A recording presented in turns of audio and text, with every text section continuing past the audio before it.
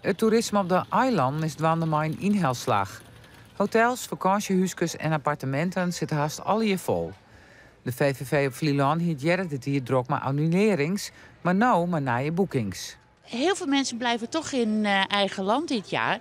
Door natuurlijk het uitstel van hun vakantie en dergelijke. En de beperkte mogelijkheden naar het buitenland. En dat heeft wel tot gevolg dat wij heel veel nieuwe gasten op Vlieland hebben. Rederij Doeksum brengt deze dagen duizenden toeristen naar Skilge en Vlieland. Het mooie waar loekt een soort mensen naar de eilanden. Doch maken deze drokte het minder vastseizoen door corona net goed.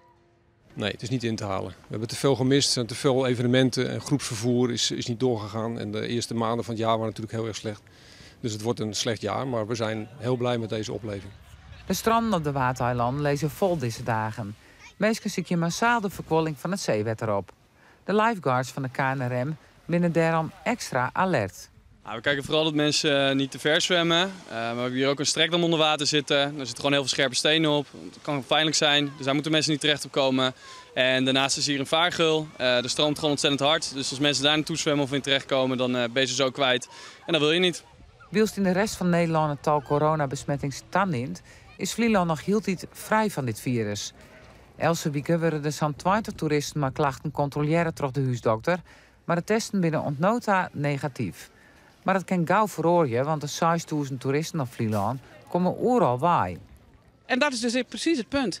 Dat door wie gewoon, die komen overal waai, dus de kans dat wij toch een coronabesmetting krijgen, is gewoon realistisch en is onwijzig. En dat maakt het gewoon heel spannend. De familie De Zoete uit Leiden zit haast 3 weken op camping Stortemelk. Op de camping wordt vanwege de coronacrisis 1 derde gasten minder talitten.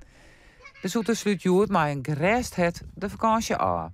Ik vind dat het hier op de camping bijvoorbeeld op Vlieland best wel goed geregeld is. Bijvoorbeeld bij de toilethuizen zijn allemaal schotten geplaatst. En bijvoorbeeld in de Dorpsstraat mag je na 12 uur niet meer fietsen. Dus dat is goed geregeld. Maar verder merk je wel dat het behoorlijk druk is op het eiland. Waardoor het best moeilijk is om die 1,5 meter zeg maar, te handhaven.